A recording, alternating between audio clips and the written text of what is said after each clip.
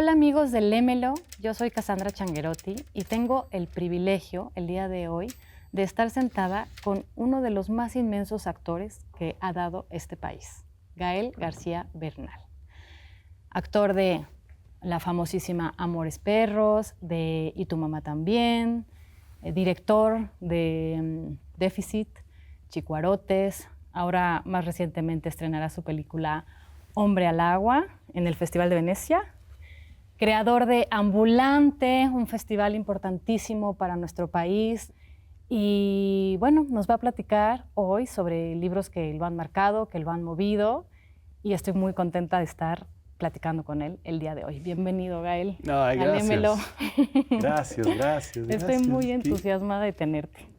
Yo también, y gracias por esa presentación tan linda y qué bueno estar aquí contigo. Me encanta, muchas gracias. Pues bueno, en este programa nos gusta mucho platicar acerca de los rituales que tenemos de lectura, de cómo empezó la lectura en nuestras vidas, de qué significa.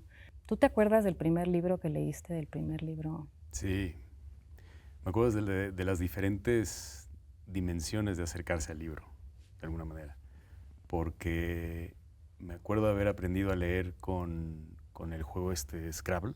Ajá.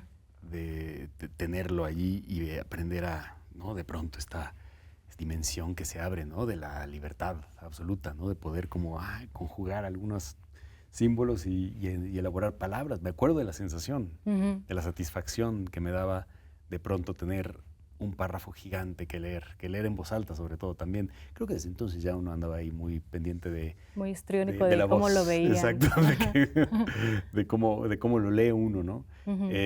Pero creo que cuando comencé a estudiar y a llevar un libro a cabo de alguna forma, fuera de los pequeñitos que te dan de niño, ¿no? De esos que son de pocas páginas, de pocas frases y demás, fue mi padre leyéndome antes de que llegara el autobús para llevarme al colegio.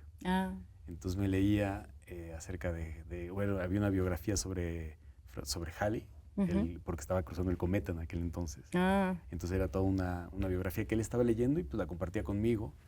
También me leía mucho Historia de México, un montón, y me encantaba y me acuerdo de los momentos así tremendos pues de la Historia de México, que me acuerdo de los personajes y quiénes eran y me imaginaba, ¿no? Los personajes, y él me los iba contando y me iba leyendo unos libros que él encontraba, y después fue a través del teatro, ¿no? Con mis padres aquí, justo en la UNAM, que mis padres trabajando acá mencionaban, llevaban a cabo obras dramatúrgicas, algunas de ellas clásicas, muchas de ellas modernas, pero también siempre todas estas como que tocaban tangentes de otros libros y de otras lecturas, ¿no?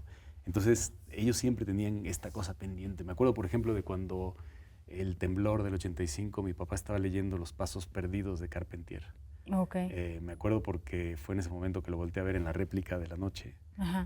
Lo volteó a ver y él estaba leyendo así Los Pasos Perdidos de Carpentier y dijo, ay cabrón, sí está temblando. Y es cuando salimos a correr. Acababa de pasar el de la mañana. El de la mañana. Y esta fue la réplica, que fue cuando, sí, ese momento, esos 2 días me acuerdo muy bien. Acabamos de llegar a la Ciudad de México a vivir además. Wow. Y bueno, me acuerdo de muchos momentos así, fundamentales, no sé, por ejemplo, los Asterix también, ¿no? Esos libros también fueron importantísimos para mí, o sea, los agarraba y coleccionaba y leía siempre que podía, cualquier cosa. Mucho de geografía, mucho de historia. Creo que ya empezaba ahí a haber una cierta tendencia ahí me interesaba como la parte filosófica de las cosas, de alguna forma. Y ya en la adolescencia, pues ya, ahí es donde arranqué vuelo completamente y empiezan las lecturas de adulto, ¿no? Como cuando uno empieza a ver películas de adulto, ¿no? Ya que son películas que te pertenecen a ti de alguna forma, ¿no? Que las lee uno y me acuerdo dónde estaba, en qué lugar, cómo las leí. Y muchas de estas lecturas pasaron para mí en Cuba, en un intercambio que tuve. ¿De cuánto tiempo te fuiste de intercambio? 3 meses. Wow. y no tenía mucho que hacer, no teníamos mucho que hacer y todos estaban además muy puestos con la lectura y demás, entonces me tuve que echar todos los del boom, por ejemplo, ¿no? Del boom latinoamericano allí. Como que Y es donde decías empezó a- Gabriel García Márquez. Sí, exacto, ahí descubrir además eso, ¿no? O sea, descubrir eso. Bueno, y antes de eso acá en el grupo de amigos que tenía junto con Diego y así, Ujú. pues siempre como que estábamos queriendo llegar a esas lecturas complejas, pero nos eran un poco inasibles. No sé, por ejemplo, me acuerdo de una amiga que leía a Georges Bataille, la historia del ojo, ¿no? Creo que se llama así, y era muy difícil Ujú. entender eso, ¿no? Ujú. Lograr comprenderlo, atisbarlo, era casi imposible, pero me acuerdo, por ejemplo, en otro extremo, de haber leído Un hilito de sangre, de Eusebio Rubalcaba, Ujú. y es un libro que es como el guardián del centeno para los mexicanos de los 90s, Mm. porque es un libro acerca de un chavillo de Guadalajara que inventa toda una historia, y a la mitad del cuento, a la mitad de la novela te dice que no tiene una novia, o sea, siempre te está elaborando toda esta historia de la novia y al final, digo, a la mitad te Dices, soy dice un que no, pendejo, no, que no se la está tengo. inventando, ¿no? Sí, muy divertido. Entonces, creo que esas eran las lecturas que eran las que uno iba descubriendo para uno mismo, em, pero definitivamente fue mi padre y creo que es lo que heredé de él, de alguna forma, Ujú. esas ganas de querer escuchar un largo recorrido de algo, Ujú. y también clavarme en filosofar acerca de cualquier cosa, ¿no? Entonces, de pronto un juego de tenis, ¿no? Se volvía una cosa mucho más grande, ¿no? Y que empezábamos a disectar y me contaba, pues, muchos argumentos de lógica, ¿qué será? Axiomas filosóficos, interesantes para poder emprender una conversación, y creo que la lectura iba pegado a eso también. Ujú. Por eso quizás, perdón, estoy yendo un poco caótico, No, pero creo no, que a todo el no. mundo le pasa eso, ¿no? Cuando Sí, sí, tiene que hacer sí. como Pues un es que recuento de las es cosas, como, ¿verdad? sí, Sí. regresas a tu adolescencia, niñez, Sí, crianza. porque también me pasó que hubo lecturas que me rebotaban completamente. ¿Cómo cuál? Por ejemplo, El Principito. Sí, es que esa... no ¿Qué sé te por pasó con el Pues no sé Principito? por qué se la dan a los niños, la verdad. Nunca entendí. Ujú. Como que los niños creo que no es para niños esa. O sea, Ujú. no le agarras la onda. O sea, No. simplemente no... Hay un ritmo, hay una nostalgia ahí, hay como un resabio de un recuerdo, que tienes que leerlo cuando eres adulto, creo, como para Sí. poder de alguna manera identificar esa melancolía, ¿no? Ujú.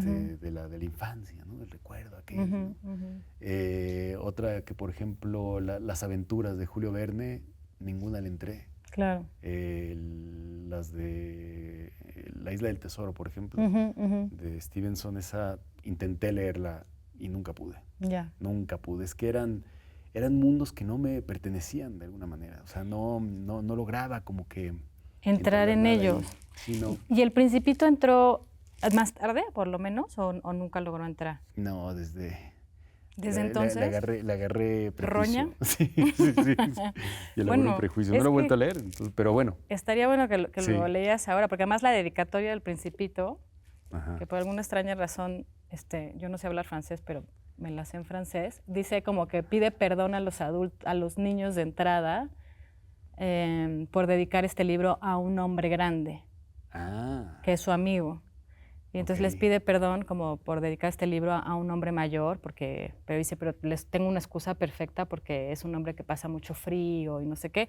Y bueno, el caso que al final dice, entonces les pido perdón a los niños del mundo por dedicarle este libro, y si les sirve, le dedico este libro a este amigo cuando era un niño pequeño. Ah, ya.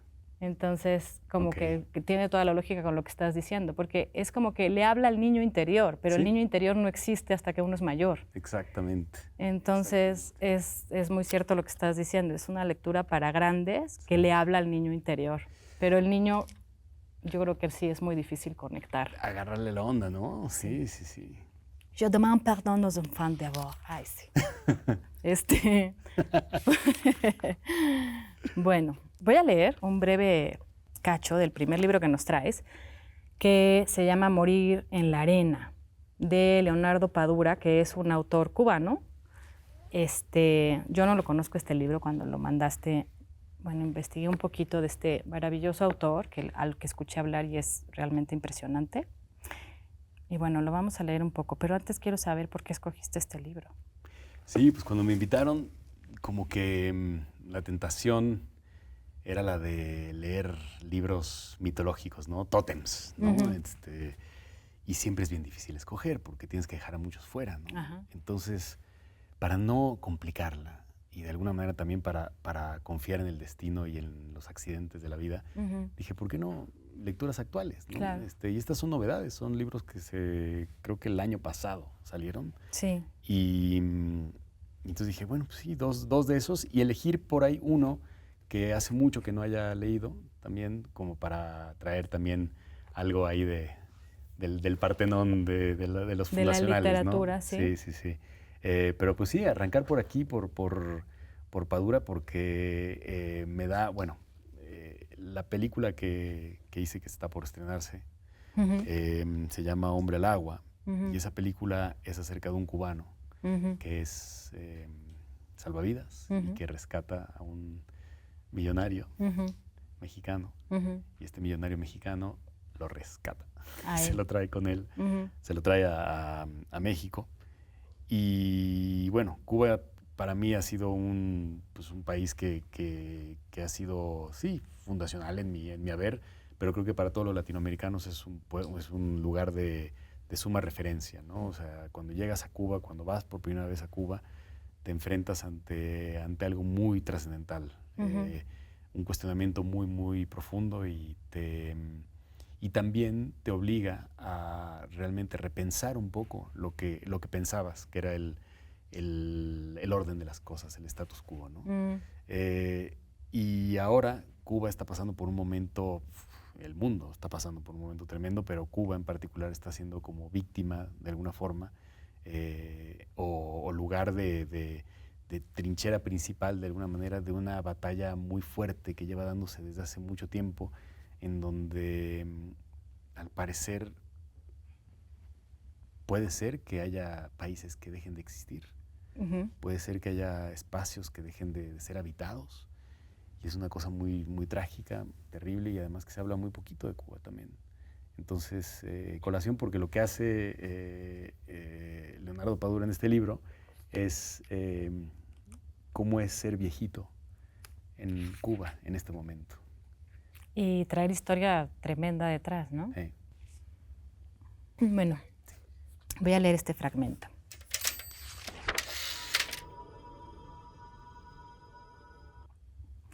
Apenas eran las 9 de la mañana. Ya tenía su salario del mes en el bolsillo y ningún deseo de permanecer en lo que había sido su centro de trabajo. La mejor opción, se convenció, seguía siendo el mar. Para él, siempre el mar.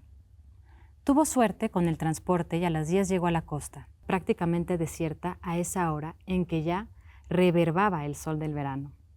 Debía conformarse con ese tramo de mar abierto en el oeste de la ciudad y al cual se debía bajar calzado y haciendo equilibrio sobre los agrestes arrecifes. Pues con la carencia de transporte y combustible, la posibilidad de trasladarse hasta las amables playas de arena del este resultaba casi imposible. Se desvistió, guardó la ropa en la bolsa de nylon que había llevado para ese propósito y, luego de comprobar que nadie lo observaba, sepultó la bolsa debajo de varios pedazos de roca para al menos dificultar que se la robaran, en un país donde todo era robable. Pero apenas se sumergió en el mar, agradablemente templado, lo arropó una potente sensación de libertad.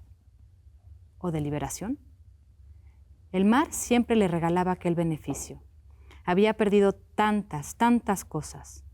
Habían desaparecido demasiadas satisfacciones y habían tenido que renunciar a muchas posibilidades, pero les quedaba el mar, por fortuna, todavía. Rodolfo nadó un par de tramos y se echó de espaldas para que la densidad del agua salada lo mantuviese a flote y, desde aquella posición de amable ingravidez, miró al cielo de la mañana. Nubes blancas, nubes grises, una extraña estela, pintada de naranja e impropia de la hora. Detrás, por encima, A través de un orificio circular casi perfecto, abierto entre las nubes displicentes, se conseguía ver la bóveda celeste de un azul desvaído. Pensó, como para que Dios en los cielos tuviera un mirador desde el cual disfrutar de las tropelías de sus criaturas. El agua que sostenía su cuerpo le regalaba la placidez en que puede quedar el mar al día siguiente de una lluvia estival vespertina. Rodolfo cerró los ojos y se propuso no pensar. Todavía no, no más.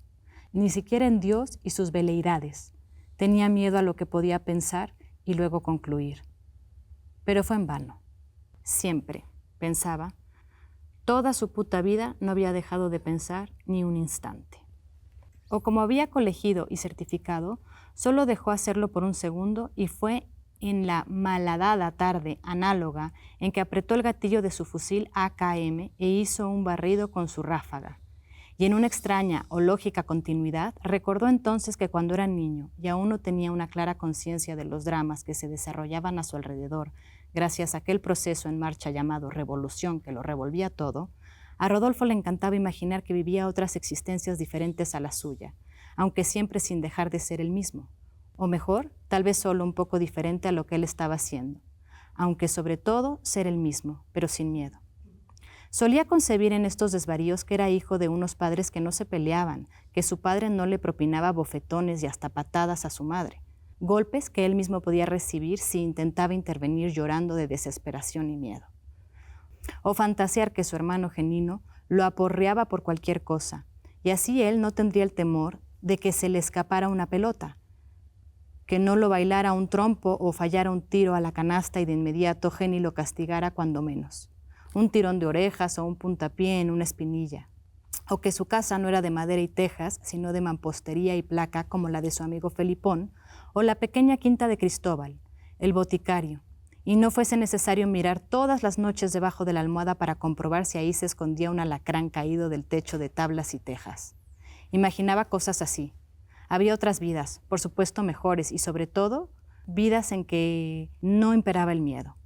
Y aunque con los años esos sueños habían menguado, nunca semejantes maquinaciones lo habían abandonado del todo. Cambiar causas y mejorar efectos. ¿Cómo habría sido todo si la abuela de Nora no se hubiera enfermado y obligado a la joven a trasladarse lejos por un tiempo que resultó ser demasiado tiempo o el suficiente para joderle la existencia? Era una de las preguntas dialécticas preferidas. ¡Qué desastre, por Dios! Cuando abrió los ojos encontró un paisaje celeste diferente.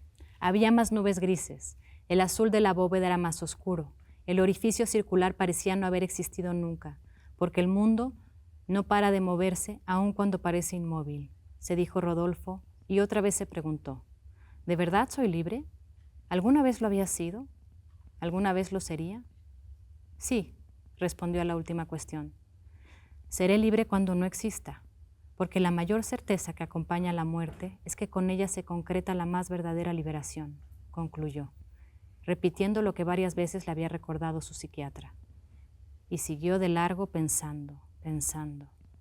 Cuando muriera, ojalá hubiera logrado su mayor sueño de descubrirse al fin sin miedo, y entonces alguien se ocupara de plagiar para su tumba el epitafio de Nikos Kazantzakis. No espero nada, no temo nada, soy libre.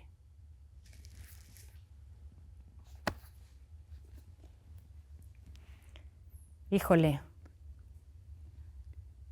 ¿qué pregunta se puede hacer una persona que nace en un país como Cuba, no? Sí, además justo ahí él se acaba de jubilar. Entonces es su primer día de jubilación y decide irse a la playa a nadar. Y existe esto en La Habana, que si vas a la derecha, ¿no? hacia el este, las playas son las playas con arena y toda la cosa, pero es difícil llegar hasta allá por el transporte, porque tienes que pasar un túnel, porque tienes que ir bastante lejos. En cambio, puedes ir a las de la izquierda, hacia las del oeste, que son unas playas que ya están completamente rotas por el mar y por el tiempo, y que en algún momento fueron como estos balnearios que se fueron así poniendo al final de las calles, ¿no? Entonces tienes la playa de 16, la playa de 22, la playa de así del número de las calles, ¿no? Que son, y son playas rocosas completamente. Hay algo medio apocalíptico, poético, hermoso de nadar en ellas. Y este este viejito está pensando, ¿y todo para qué? ¿No? Y todo esto que pasó, ¿para qué? Él fue el personaje de la película, digo, de la película, qué barbaridad. Del libro. Del libro. Es que Bueno, muy cinematográfico, ¿viste? No, bueno, ahorita Como vamos a ir para allá, ¿viste? pero Como... es que cuando uno lee, a veces se imagina la película ¿Sí? de esto, ¿no? Sí, Que es, sí, bueno, sí. lo que me imagino que te va a haber pasado con este libro. Pero entonces... Entonces, él fue a la guerra de Angola. Y bueno, como todos los que fueron a esa guerra, regresaron muy traumados.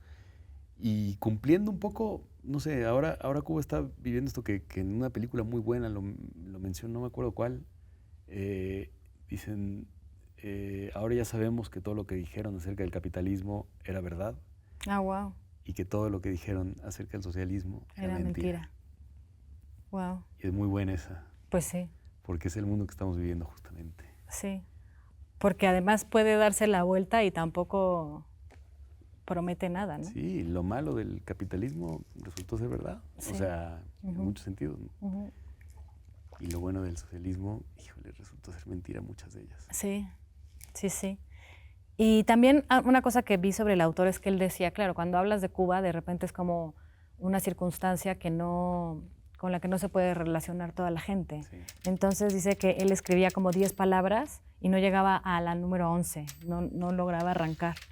Pero que cuando aparece el parricidio, que parece que es una parte muy importante de esta novela, sí. Entonces él encuentra algo arquetípico con lo que todo mundo se puede relacionar. Digo, no porque lo tengamos cercano o nada, sino porque hemos matado al padre psicológicamente, hemos matado al padre de muchas maneras. Y que a partir de esa historia él pudo entonces encontrar una línea para acercarse a que el mundo pueda acercarse a esta novela. Me pareció súper interesante. No sabía que ese era como el dispositivo que él agarró. Como como que eso fue lo que le soltó toda la lengua en esta novela. Pues bueno, Morir en la arena de Leonardo Padura. Muy recomendada por el máster Gael García. Y te digo, leerla en cubano ayuda para palabras así como reverberaba. Reverberab. Reverberaba es so reverberaba. Y es que además tienen una intensidad los cubanos como envidiable, ¿no? Sí. Absolutamente, Cassandra. ¡Absolutamente! Bueno, nos vamos a ir a un corte y seguimos con Gael García. Volvemos.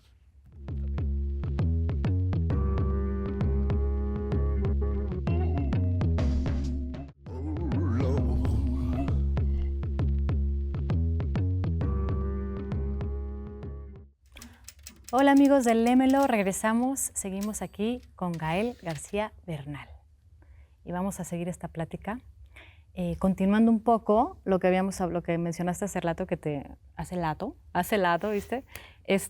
Sobre Morir en la arena, que decías la película en vez de el libro. Sí. ¿Qué libros te han inspirado a hacer películas? O sea, ¿cuál es el libro que dices, quiero adaptar? O no puedes decirlo porque es sueño. Justamente, es que ¿qué tal eso de decir las cosas que uno no ha hecho, ¿no?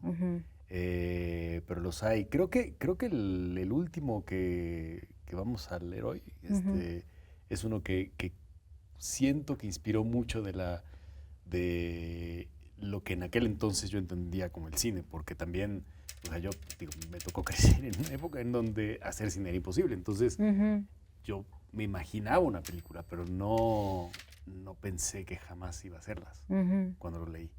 Creo que me acuerdo mucho de La historia sin fin. O sea, en la relación literatura-películas, ¿no? Como que hay algo... ¿Pero leíste primero el libro y viste la película o viste la película? Vi la película primero y después leí el libro.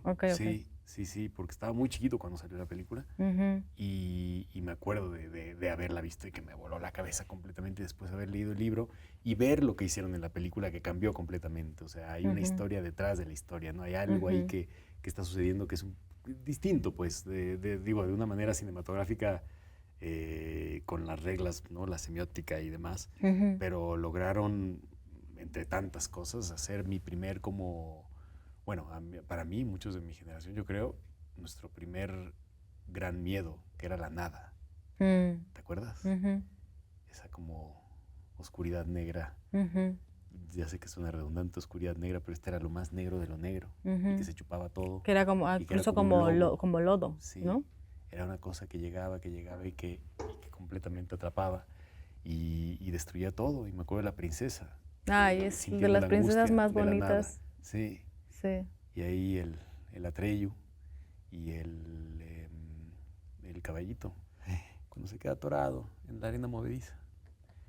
Sí. Y el dragón, Que es como un perro. como un perro. Gigante. Ajá. Que qué delicia. Y Bastián se llama el chico que está leyendo el libro. Ajá, Sí. sí. Es que es curioso como con lo que dices de que después vas al libro y te das cuenta que hay muchas cosas que se quedaron de fuera, que a lo mejor tú hubieras elegido y así. Es muy impresionante cómo en cada ser humano habita una historia diferente sobre la misma historia, Completamente, ¿no? completamente. Y sí, eso, por eso hay Las libros adaptaciones son... hay libros que uno, creo que en general uno no puede ver en película. Ajá, o porque te da verlos hecho coraje. película, Ajá. porque representaron tanto, uno las escuchó con una voz particular. No sé, me pasa ahora, por ejemplo, con La Odisea. Ujú. Y quizás eso es medio sacrílego decir, ¿no? Sí. Pero no puedo verla. Sí, No puedo verla porque no puedo ver a Odiseo hablar en inglés. ya. Nunca me lo imaginé en inglés. ¿Te lo imaginabas en latín? No, ni siquiera, bueno, en un griego arcaico rarísimo, no, pero me lo imaginaba como una voz interior, y Claro. una película de acción, Sí, sí, sí. no sé, porque no quiero que contamine Sí, pues lo que yo me inventé de cómo eran las islas a las que llegaban, por ejemplo, claro. ¿no? Sí. Mi hermano, él era muy fan de Harry Potter, se leía los libros de Harry Potter cuando salieron, y cuando salió la primera película, lo primero que dijo fue como, es que los efectos especiales eran mejor en el libro, eran mejores. En el Ay, libro qué estaban hermoso. sí. Qué belleza eso. Y eso pasa, ¿no? Eso pasa Sí. con algunos libros, con algunos. Y hay otros que le dan la vuelta y que obviamente hacen toda una reinterpretación del libro y se vuelven fantásticos. No sé, por ejemplo, La Naranja Mecánica es mucho más interesante para mí la película que el libro. Ahí sí vi la película primero y después leí el libro. Y el libro es interesante para de alguna manera enmarcar pues, el contexto en el que se escribió ese cuento futurista, extraño, distópico, pero la película es una maravilla, o sea, Sí. es locura, juvenil, mal portada, díscola, Sí. alucinante, que además te atraviesa completamente, ¿no? Sí. Entonces creo que se da de ambos lados, ¿no? El otro, bueno, el otro día no sé si fue el otro día, pero hace poco escuchaba a una directora, Natalia López, cuando estrenó su película, que subió a hablar de la película y dijo una cosa que me pareció alucinante, ¿no? Que dice, bueno, pues muchas gracias por venir a ver esta frase. Y me encantó su descripción del cine, porque ahí como que entiendes que un libro está lleno de frases y una película es una frase. Sí, es que yo argumentaría y me iría más, o sea, bueno. ¿Le sumaría? Le sumaría la apuesta de alguna forma que siento que el cine tiene más que ver con la música que con la literatura, de hecho. Como con una especie de ritmo en varios lugares. Una de cosas que vas probando y vas viendo y muchas veces no tienen una lógica, pero la vas probando y de pronto es como, mira, es fantástico. Y de alguna manera la escritura, el cuento, que también es maravilloso en ese sentido, cómo te va llevando por un camino, pero el que lo va creando es la persona que lo lee, completamente, el que lo va dimensionando, ¿no? Y el que le va llegando y el que va construyendo la película de alguna manera, ¿no? Sí. Y esa película es un ser vivo también, porque, digo, cuando vuelves a releer el libro, pero también mientras lo vas leyendo, como que vas construyendo cosas y de repente dices, claro, lo que pasó al principio. Entonces se empiezan a abrir un montón de cosas, ¿no? Es muy loca la sensación del lector, o sea, lo que pasa, el fenómeno de quien lee algo. Hay algo fantástico, ¿no? Que se empieza a armar, se empieza a desparramar de alguna manera. Empieza a construirse algo más allá de lo que el autor incluso haya querido decir, ¿no? Para bien o para mal, ¿no? Hay algo que sucede. Entonces, en ese sentido, creo que hay algo súper vivo. Por eso es tan lindo en estas épocas ir a los libros, porque estamos tan atados a la inmediatez y lo que es, ¿no? Lo que es como si nos estuviera entreteniendo muchísimo leer la antigua sección amarilla, ¿no? Con hechos, datos. teléfonos. Totalmente. Estos teléfonos son los que son, así como Sí. de... Y son como datos duros que no tienen ninguna cosa detrás, pero uno los asume como... Esa es como la vida del internet hoy en día, ¿no? Eso es lo que pasa con los teléfonos, ¿no? Y en cambio la lectura bueno, digo, hay gente que puede leer muy bien en las pantallas, ya a mí me cuesta, la verdad. Sí, Como que sí me gusta el libro físico. el papel. Pero creo que también los audiolibros, también hay mucha gente que le gusta escuchar los audiolibros y que... En la carretera está bueno, Sí, ¿no? cuando manejas. Está bueno. Yo Sí. no he podido todavía. Ya. Pero creo que hay algo de esa pausa, de ese tiempo, que es importantísimo. Ujú. Y también para hacer, de alguna manera, relatos autobiográficos, ¿no? Cuando uno va escuchando estas cosas, ¿no? Lo que tiene que ver con uno mismo y demás. Ujú. Y por eso es que elegí este libro. Este maravilloso libro que a también. continuación leeremos. Ay, es difícil pasar a los libros y yo sé que mis compañeros que ven estos programas quisieran que yo ahondara más a veces en lo que estás diciendo, porque además es interesantísimo, pero este libro también les va a encantar. Y se llama El contrabando ejemplar, de Pablo Maurete. Yo debo confesar que ni este ni el anterior que trajiste los he leído, pero los leeré porque me llamaron muchísimo la atención. Cuéntanos por qué escogiste este libro. Bueno, es un libro que el autor trata de hacer que será un diario de lo que es escribir el libro que lo pensó alguien más, acerca de cómo se fundó Argentina, cómo se fundó Buenos Aires, que en ese entonces se llamaba La Trinidad. Uh-huh. Y gran parte de la inquietud o del malestar por el cual inician la conversación acerca de contar el libro de la fundación de este país, es porque tratan de hacer un ejercicio como en la conversación en la catedral de Mario Vargas Llosa, de ver qué es lo que pasó, dónde se jodió. ¿En qué momento se fue al carajo Argentina? Exacto. Sí. ¿En qué momento se jodió todo, ¿no?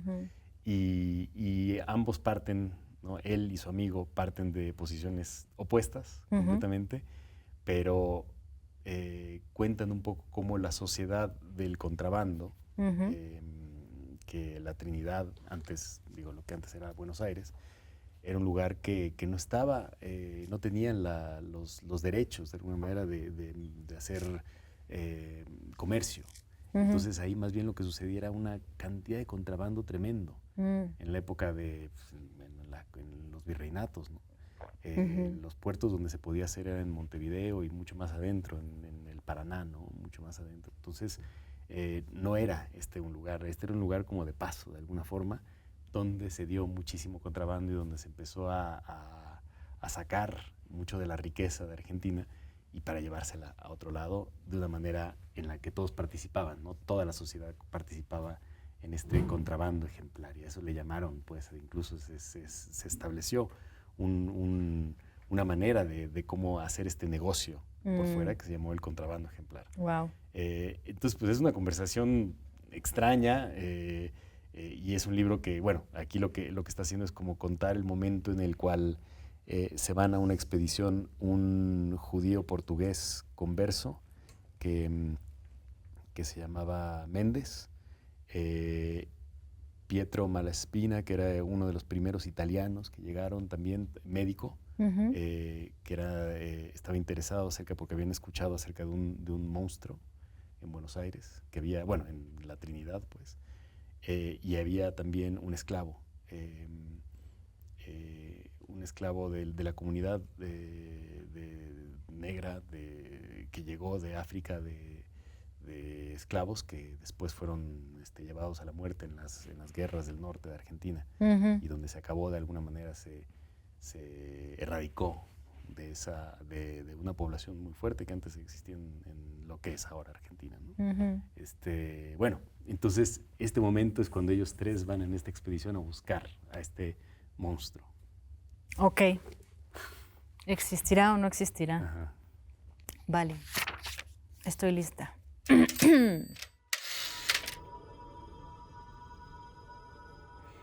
Esa mañana caminaron en silencio, atribulados los tres y pensativos.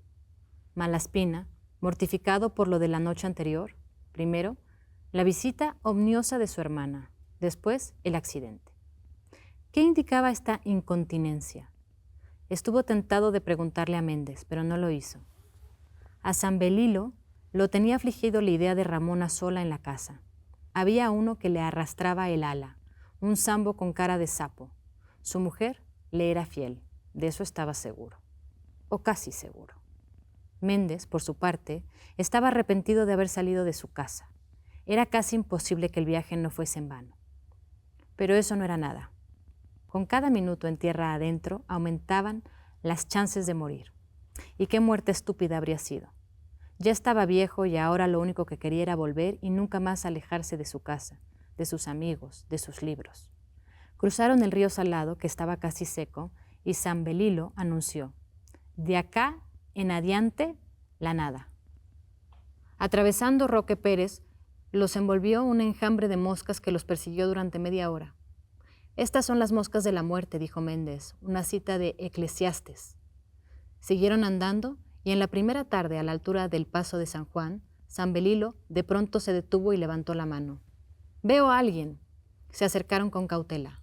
A la sombra de un eucalipto, sentada de piernas cruzadas, la espalda erguida, los ojos cerrados, había una mujer.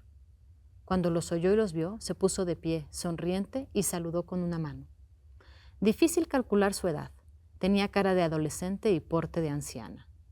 Llevaba un poncho hecho de retazos de lana atado a la cintura con una lonja de cuero crudo, de esas con que se envolvían las ruedas de las carretas para evitar que se atascasen en el barro.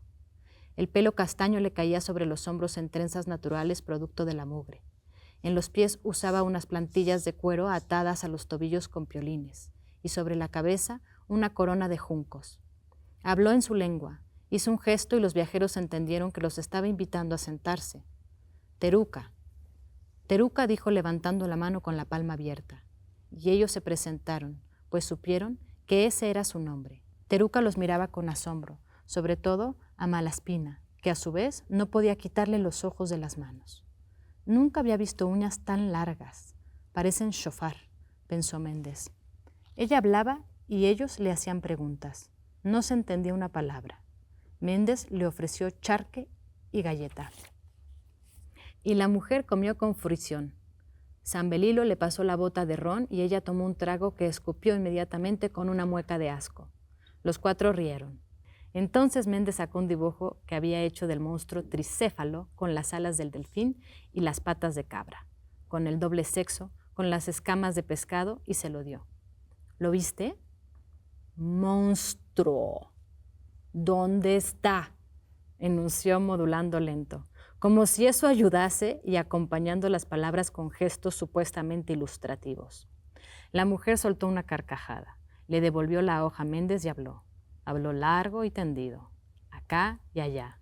Zambelilo, el supuesto lenguarrás, reconocía o creía reconocer alguna palabra.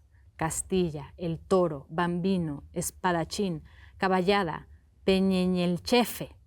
La mujer por momentos levantaba la voz o murmuraba. Cada tanto señalaba en la dirección de donde habían llegado los viajeros y decía «locultis». «Pero, ¿lo viste?», le preguntaba Malaspina, y ella lo miraba fijo con ojos vivos de carbón ardiente. «¿Dónde está? ¿Dónde lo enterraron?», decía Méndez, y hacía la mímica de cavar la tierra. Ella levantaba los brazos, gritaba «¡ay!» y retomaba su soliloquio incomprensible. Los viajeros, agotados, sus músculos todos doloridos, aprovecharon para descansar. En un momento, Teruca se paró y se alejó unos pasos. Señaló hacia el oeste y dijo: «Vilachichi. Os vilachichis toldean na zona del Vallimaca», exclamó Zambelilo. «Vamos por buen camino entonces. Hay que seguir», decidió Malaspina, que ya estaba harto. Le dieron galleta, charque y tabaco. Le regalaron una manta de perpetuán y se despidieron. Teruca se acercó a Malaspina, le apoyó una mano en la frente y dijo algo. Él agradeció lo que interpretó como una bendición y partieron. Cuando habían hecho unos metros, Malaspina se dio vuelta y vio que la mujer se estaba quitando el poncho. Se echó desnuda sobre la manta, las piernas abiertas y los brazos en cruz. «¿Qué hace?» «Ni idea. Cosas de indio», dijo Méndez. Caminaron unas horas más y pararon cuando empezó a oscurecer. Hicieron el fuego y Zambelilo preparó un arroz en el que echó trozos de charque y verdolagas gruesas y jugosas que había recogido por el camino.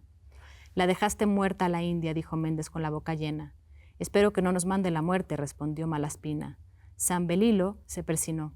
Pertenecía a la cofradía de los cordijeros, como tantos otros sirvientes y esclavos en la Trinidad, y era devoto de San Cristóbal. Sacó del bolsillo un escapulario con la imagen del santo. Saño Cristóbal nos protege de la mala muerte, dijo y la besó. ¿Y de la buena muerte quién nos protege?, preguntó Méndez. Mala muerte es la muerte del viajero, la muerte súbita que no da tiempo a la confesión in extremis, y el alma se va al infierno, explicó Zambelilo. Méndez lo sabía, claro, y siempre para molestar a su criado se puso a hablar de San Cristóbal Cabeza de Perro, una antigua tradición iconográfica armenia originada en errores de traducción y en creencias precristianas. Malaspina conocía el tema, pero no dijo nada. Comió su porción y se sirvió más. Estaba agotado. Cuando terminó, tomó un trago de ron y soltó un eructo ácido. Se acostó, se embutió en la frazada y rodó hasta quedar de espaldas al fuego. En pocos minutos estaba durmiendo. Serían las 4 cuando lo despertó un lamento que venía del monte. Se incorporó con dificultad. Tenía el brazo izquierdo completamente entumecido. Volvió a oír ese llanto y ahora notó que eran varias las voces. Hay un bebé llorando, pensó. El tricéfalo. De un momento a otro reconoció el sonido. Eran balidos. Ovejas, dijo, y sintió una descarga ácida y ardiente que le subía del pecho hasta la boca como una llamarada. Méndez lo escuchó vomitar. Se levantó y fue a verlo. Malaspina temblaba y transpiraba. El brazo, dijo, el brazo, y alzando la mano derecha llamó, Virgilio, Ecomi. En la luz mortecina de las últimas brasas su rostro era gris piedra. Tenía los ojos bien abiertos, como si quisiese absorber el mundo entero porque era la última vez que lo veía. Un silbido apenas perceptible indicó que se estaba ahogando. Méndez le hizo respiración artificial y le masajeó el pecho. Al ver que no respiraba, empezó a golpearle el esternón con los 2 puños y despertó a Zambelilo. ¿Qué?, protestó el sirviente. Tráeme la navaja. Zambelilo se levantó de un salto, sacó el botiquín de una de las alforjas y revolvió hasta que la encontró. Méndez hizo un tajo largo, poco profundo, en el brazo de Malaspina. El italiano ni se inmutó, ya no sentía. Tenía la mandíbula cerrada como una trampa para osos. ¿Qué lo parió? ¿Tiene calentura?, preguntó Zambelilo. Se le paró el corazón, dijo Méndez. Pero no, vení, ayúdame. Lo acercaron al fuego. Malaspina estaba muerto. Pobrecito, dijo Zambelilo. Méndez le cerró los ojos. Pues a merce. ¿Y ahora?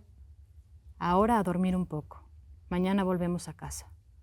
Zambelilo se arrodilló sobre Malaspina y rezó el Padre Nuestro. Después sacó del bolsillo el escapulario de San Cristóbal y lo apoyó sobre el corazón del muerto. Que te guarde 2 demonios de noite. Fue el turno de Méndez, que pronunció el Kadish del doliente y le acarició la frente, dura y helada como el mármol. Chao, pichón, dijo al final. Lo cubrió con una manta y se acostó. Ole. Ole. Ole. Buena, buena. ¿Qué lo mató? Pues después vemos el punto de vista de la mujer que encuentran. Ella es la madre. ¿De quién? Del monstruo. Del monstruo. Me imaginé que algo tenía que ver. Del monstruo tricéfalo, sí. Por eso no les dice nada, que, como que se hace la que no entiende que le No, pasa. les está diciendo, bueno, es que después vemos que, y les está diciendo todo. Pero en un momento ella se saca de onda y ve en Malaspina, ve el signo de la muerte. Y sabe que este va a ser el último día de este señor. Y este monstruo, se supone, este bebé que es un bebé mestizo, fruto de, o bueno, resultado de violaciones y de un amor escondido, prohibido completamente. Un minotauro, digamos. Es llevado y enterrado en un ombú, ahí donde está ahora la Casa Rosada. Y se supone que es como la maldición que de alguna manera pusieron los del lugar, para que este lugar nunca fuese un lugar próspero. Pues sí. O sea, los huesos están abajo enterrados como las pirámides debajo de las iglesias, algo así. Sí. Ah, qué interesante. Se supone, sí. Y por eso, digamos que Argentina se va al carajo, según este escritor, porque hay una especie de maldición. Y porque hubo un usufructo constante de una cultura del contrabando, de alguna forma. Ya. O sea, de pasar todo por debajo, de no pagar lo que uno debe, de crear estructuras, pues sí, criminales casi, ¿no? Y esto sucede, perdón, en la época, porque hubo una época en la que Argentina fue muy próspera, ¿no? O sea, hubo Ya una cuando época... fue país, pues cuando ya, o sea, después de la independencia. O sea, esto es antes. Esto es antes. Ah, ok. Sí, mucho antes. Esto es en la época de los virreinatos. Ah, ya. Sí. Ok. Sí, lo que normalmente conocemos como la colonia, pero pues que tiene ese añadido, que en América, o sea, la parte de España eran virreinatos, era distinto, eran como administraciones más autónomas que una colonia, ¿no? Ah, pues está buenísimo este libro, Sí, está bueno. lo vamos a buscar. Bueno, vamos a seguir con el siguiente libro que nos trajo Gael García Bernal a este maravilloso programa. En un ratito volvemos.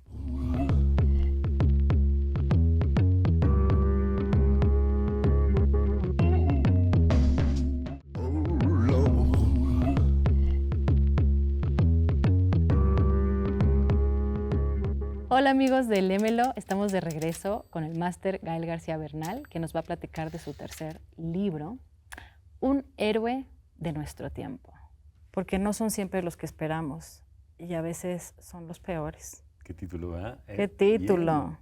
¿Quiénes vendrían a ser los héroes de nuestro tiempo? Además, gente que se admira así, que está haciendo de las peores cosas. Creo que naturalmente siempre habría un componente crítico allí, medio irónico incluso. Pues sí, cuando dices de nuestro tiempo ya hay bajón. Sí, y esto es una modernidad tremenda. Este libro llegó, viste que hablamos de que a través del teatro, ¿no? Cuando era niño, en Las Tres Hermanas de Chekhov hay un personaje, no me acuerdo cuál es, pero menciona que él se modela en torno a Lermontov. Bueno, al personaje de Pechorín, de la obra de Lermontov, pero Pechorín y Lermontov son personajes muy parecidos. Mijaíl y Lermontov, él murió a los 26 años en un duelo, muy a la usanza romántica. ¿A los 26 o a los 27? Tengo esa pequeña duda. Ah, si es a los 27, pues ya entra dentro del club, ¿no? Es que es del club. De los fundadores. Es del incluso. club, porque lo investigué y se muere a los 27 y dije, es de los 27. Yo pensé que es del club de los 27. Exacto, sí. Pero bueno, en la época, es posterior a Pushkin, pero previo a Tolstoy, ya toda la ondanada fantástica de Dostoyevsky y demás, ¿no? De Turgenev y todos ellos. Él era un aristócrata que, como todo ruso en aquel momento, pues tenía que uno ir a la iglesia, otro ir al ejército, otro dedicarse a otras cosas, ¿no? Todos tenían que ocupar diferentes puestos, y él, por su carácter intempestivo y fuerte y atlético además y toda la cosa, pues lo pusieron en el ejército, ¿no?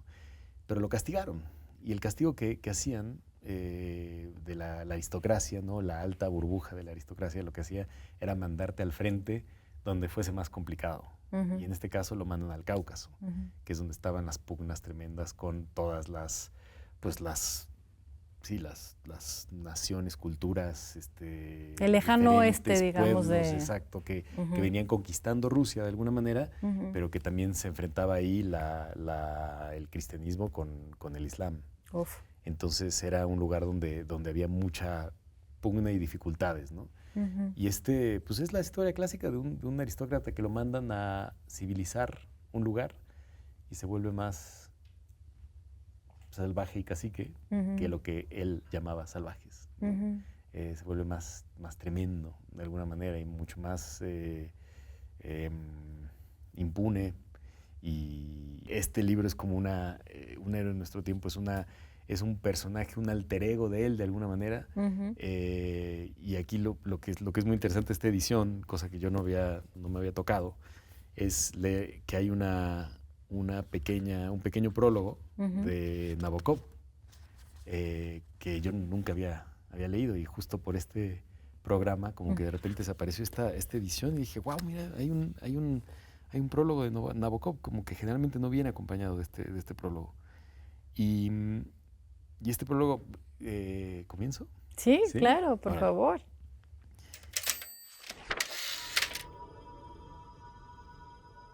Lo escribe Nabokov, bastante crítico con el pobre Lermontov, Ujú, hablando de esa, sí, de ese tipo de escritura rusa que es como, sí, como proto-clásica, de alguna ujú. forma. O sea, es el inicio, pues, de los rusos, de alguna manera, elaborando esa cosa tan, tan, tan profundamente chingón, existencial, fantástica, que ellos después con Dostoyevsky, pues ya llega a ser una locura de hermoso, ¿no? Y de Sí. fantástico.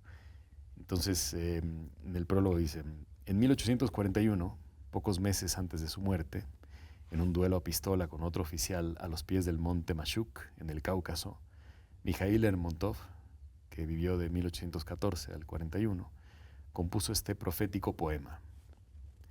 En una cañada de Daguestán, al calor lunar, con plomo en el pecho, inmóvil yo yacía. La profunda herida todavía humeaba, y gota a gota la sangre se me escurría. Solo yo yacía en el fondo de la cañada. Los riscos se agolpaban en los salientes. El sol me abrazaba y abrazaba sus cimas pardas, pero yo dormía con el sueño de la muerte. Y en el sueño divisaba una fiesta de noche que con luces brillantes relucía en mi país. Entre las damitas coronadas de flores, la alegre charla versaba sobre mí.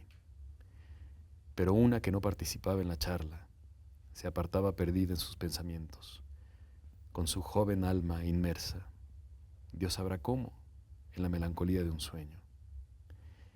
Ella soñaba con una cañada de Daguestán. En la cañada, el cadáver de un amigo yacía.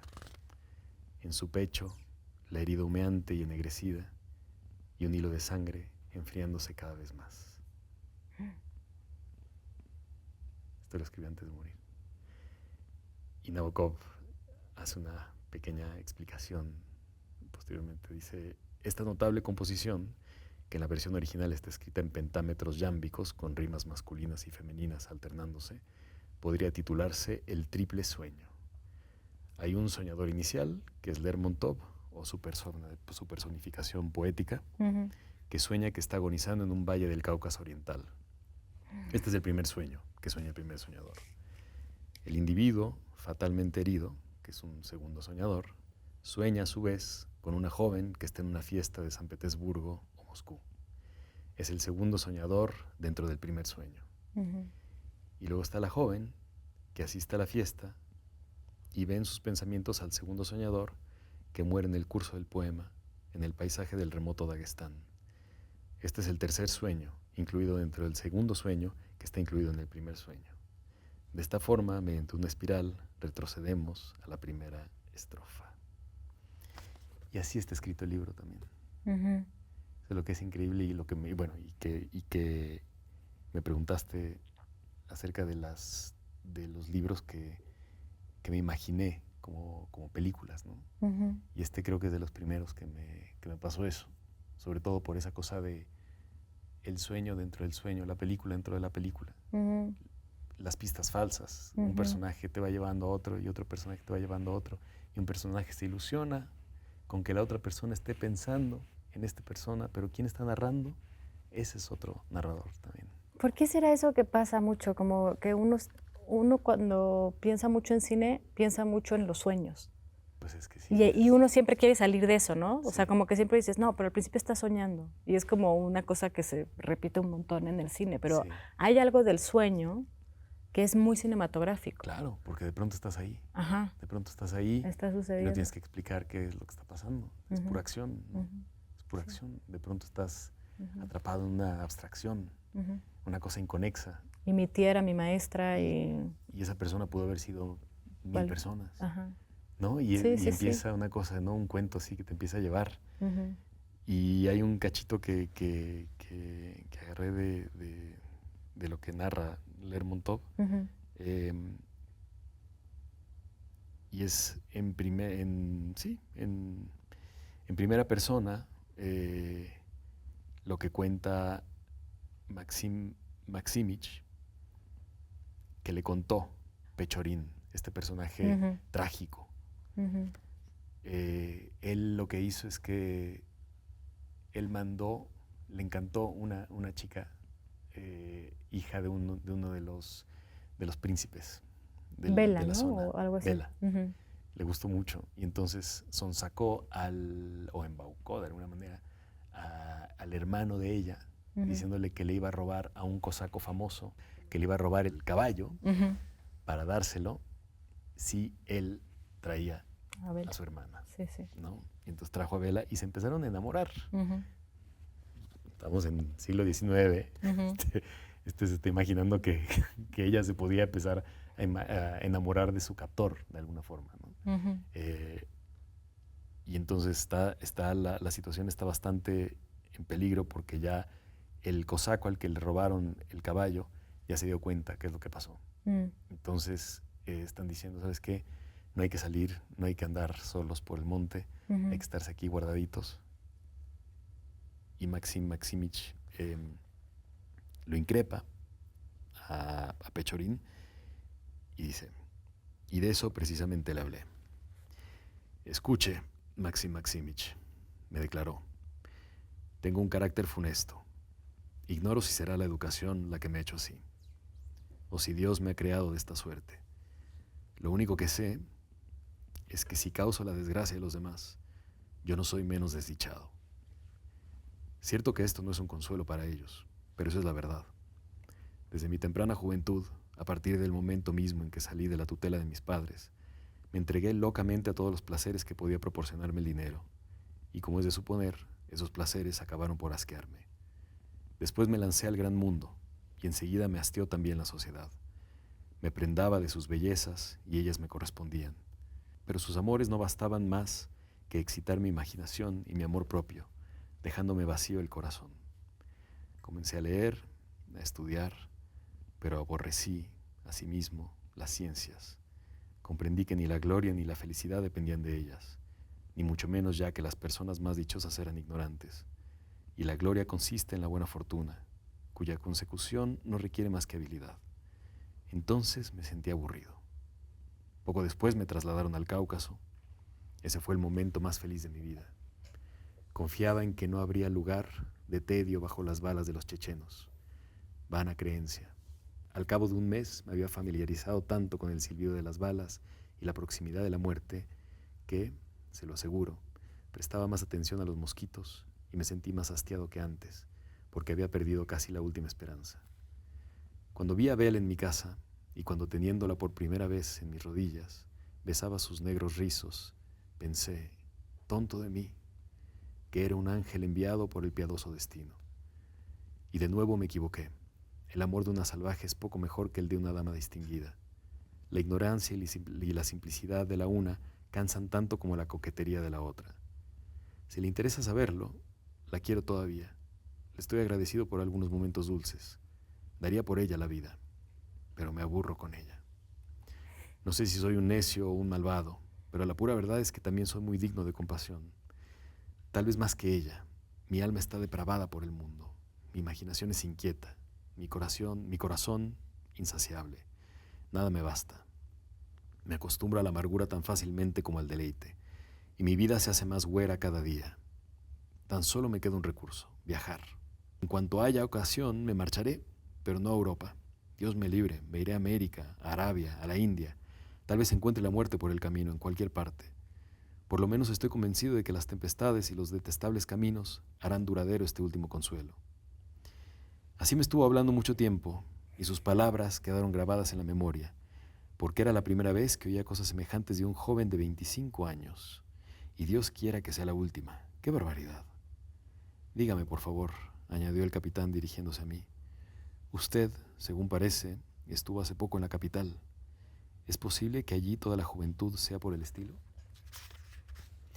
Le respondí que eran muchos los que así hablaban, que probablemente habría entre ellos quienes dijeran la verdad, que por otra parte, la desilusión, como tantas otras modas, comenzando por las capas superiores de la sociedad, ha descendido a las inferiores, las cuales las llevan de segunda mano y que en la actualidad los que más se aburren realmente tratan de ocultar esa desgracia como un vicio. El capitán no entendió tales sutilezas, movió la cabeza y sonrió con picardía. De fijo que son los franceses los que han traído esa moda del tedio. No, no, son los ingleses. Ah, ya, sí, respondió él. Es natural, siempre han sido unos borrachines empedernidos. Recordé por asociación a una señora moscovita que afirmaba que Byron no fue más que un borrachín. Por lo demás, la observación del capitán era más disculpable. Para abstenerse del vino, trataba, evidentemente, de convencerse de que todas las calamidades del mundo procedían de la embriaguez. ¡Wow! ¡Wow, wow, wow! Qué moderno, ¿no? Qué moderno. Pero qué tremendo el final. O sea, bueno, todo lo que está diciendo, pero todas las atrocidades del mundo proceden de la embriaguez. Está increíble. Muy fuerte porque en aquel entonces la periferia, quizás los extremos, ¿no? Donde Rusia llegaba, se daban la libertad de hablar así y de confesarse además, que por eso es que quizás me pegó tanto cuando era joven. Es una lectura completamente existencialista, ¿no? De una persona que se aburre y que quiere más y que no quiere Europa. No quiere ir al centro, quiere ir a la periferia, lejos, lejos, lejos, a perderse. Y pues obviamente yo me sentía súper identificado, ¿no? Con eso. Pero me impresionaba mucho desde esta periferia que compartimos también, o de este extremo que compartimos aquí en México, teniendo este vecino en el norte, tan grande, tan omnipresente y tan apabullante culturalmente, como nosotros desde este lugar en el cual estamos un poco bajo la sombra, para poder decir lo que queramos, para poder tener más tiempo, para poder inventarnos algo muy, muy distinto.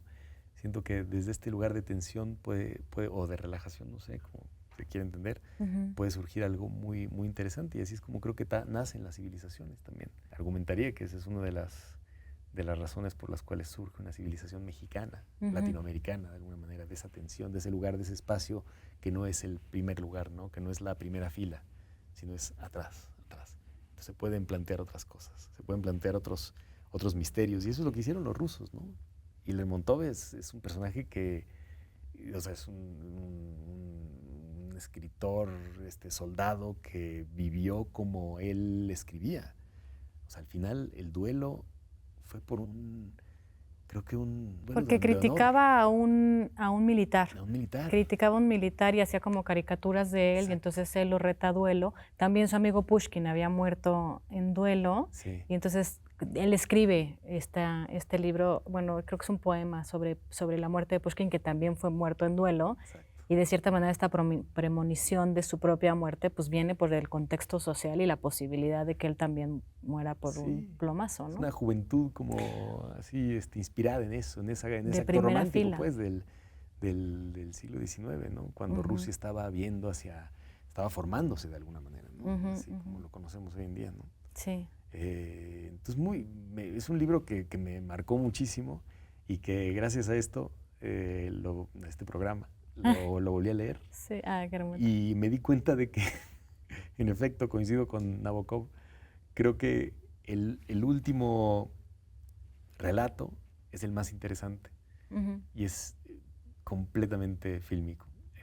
Los otros son elucubraciones interesantes, pero también que están llenas de este lugar, pues de este bravado pretencioso juvenil de pensar que todos son los imbéciles y que no sé qué, y que el personaje va más allá, ¿no? Y que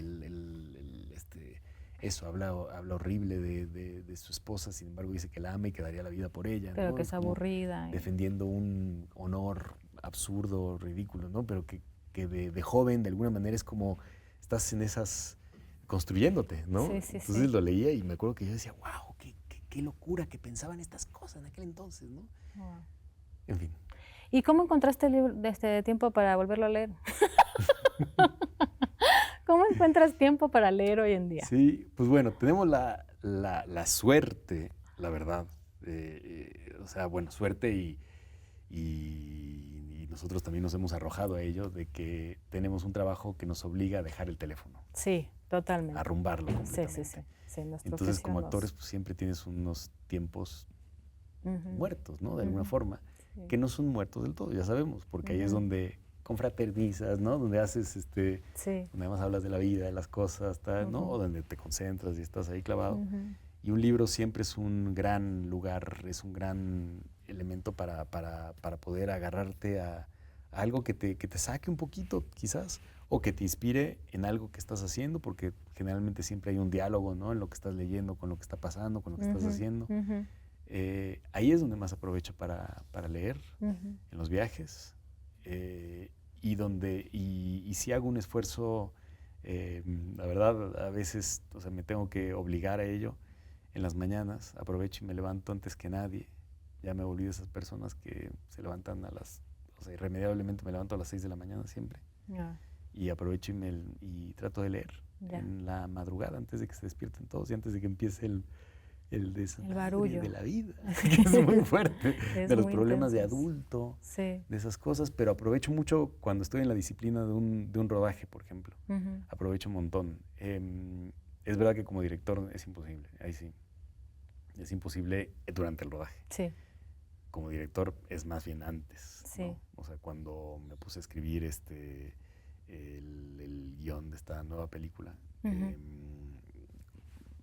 es poliédrico completamente, entonces pues, todo el tiempo estás en un enamoramiento, entonces toda lectura me recuerda a la película, ¿no? Y me va llevando y voy buscando cosas que me recuerden a algo así. Qué bonito. Que me vayan llevando a eso. Sí. Y así es donde encuentro el tiempo, pero la verdad la clave está en dejar el celular. O sea, creo que esa es la clave lo mejor que alguien pueda hacer para leer, para adelgazar, para ser feliz. Para ponerse fuerte, para ganar exacto, dinero. para pasarla bien, para tener amigos Sí. también, para hacer eso. Y los clubes de lectura deben de ser fantásticos también, ¿no? Sí, Nunca sí, he estado en uno. Digo, he estado en la universidad, pues, he tenido que leer muchas cosas así con límite de tiempo también, que eso ayuda bastante. Sí. Por ejemplo, para ahora también tenía que ponerme las pilas y tenía que llegar, ¿no? Con el libro releído. Sí. Pero creo que es eso, en la disciplina de la actuación donde encuentro eso. Ojalá hay otros trabajos donde también te obliguen a dejar el celular. Sería fantástico. Voy a decir una cosa rapidísimo porque me parece, respecto a los clubes de lectura, creo que Pablo Maurete no me acuerdo de este no, porque este ya falleció hace muchos tiempos, pero alguno de estos dos, pero creo que es Pablo, hizo un club de lectura sobre la Divina Comedia. Entonces se ponían a leer la Divina, o sea, como que se propuso en 30 días un grupo de personas leer la Divina Comedia, y creo que ese tipo de cosas son como maravillosas. Pero bueno, este autor creo que lo vamos a leer, lo vamos a investigar porque trae buenas propuestas. Sí. Yo me quiero quedar más tiempo con Gael García hablando de sus pasiones y sus lecturas, pero se acaba el programa, muchachos, muchachas. ¿Puedes platicarnos un poco más sobre unas recomendaciones de lectura que tengas como último detalle para este programa de Lémelo? Pues sí, mira, aprovecho y hablo de algunas lecturas filosóficas, ¿no? Que creo que esas pocas veces se habla de ello porque parece ser que son libros como complejos, pesados, especializados, ¿no? Así muy fuerte. Pero la verdad es que hay muchos que no lo son. Digo, si te pones a leer Hegel, sí es muy complejo, y es como Spinoza, ¿no? Pero creo que hay varios libros, sobre todo en la actualidad, que hacen un trazado, un recuento de la filosofía en general, pero que además también, ergo, empiezan a filosofar acerca de ciertos temas y empiezan a llevarte a varios lugares. Hay un autor croata que es muy amigo mío, joven, que se llama Srećko Horvat, que él escribe, su último libro se llama Poesía del Futuro, y el siguiente libro, el que está a punto de salir, se llama El amor en el apocalipsis. Oh, wow. Y es muy interesante porque son ejercicios filosóficos, sí, de pronto te cita y te lleva a otros filósofos y demás y toda la cosa, pero en realidad es una vivencia muy personal, ¿no? Y muy, muy rica, ¿no? En ese sentido. Creo que Giorgio Agamben tiene algo por el estilo, un italiano maestro, filósofo fantástico. Para los que son matemáticos, pues hay que leer bueno, sí, seguramente todos los matemáticos, pero los que tienen mente matemática hay que leer a Alain Badiou, ¿no? Y diría de México, alguien que es increíble, sus libros filosóficos son los de Hugo Iriart, que también es dramaturgo. y que tiene una disertación sobre las telarañas y los sueños impresionante, increíble, increíble, alucinante. Y creo que esos son libros muy asequibles, o sea, son cosas que puedes leer bastante bien. Hay otro argentino que es Alberto Manguel también, que él todos sus libros siempre hay algo rico y suave para poder disfrutar. Rico y suave. Citea una canción de los 90s. Pues esto, rico y suave. Eso es suficiente como para leer un año, o sea, estos autores que nos acabas de compartir. Hay que hacerle su programa propio a él. Yo propongo que nos hable de libros porque ha sido fantástico todo lo que nos has platicado y estoy muy agradecida de que hayas venido a esta charla conmigo, a este programa. Gracias. Y pues nada, nos vamos a tener que despedir. Esto fue Léemelo con Gael García Bernal, nada más y nada menos. Qué programa tan maravilloso, especial, dorado, único y muchísimas gracias. Ay, gracias, muchas gracias, de verdad, qué gusto estar aquí contigo, hablando de todo esto. Gracias por venir. Encantado. Y no se pierdan este programa por TV UNAM y Canal 22. Nos despedimos.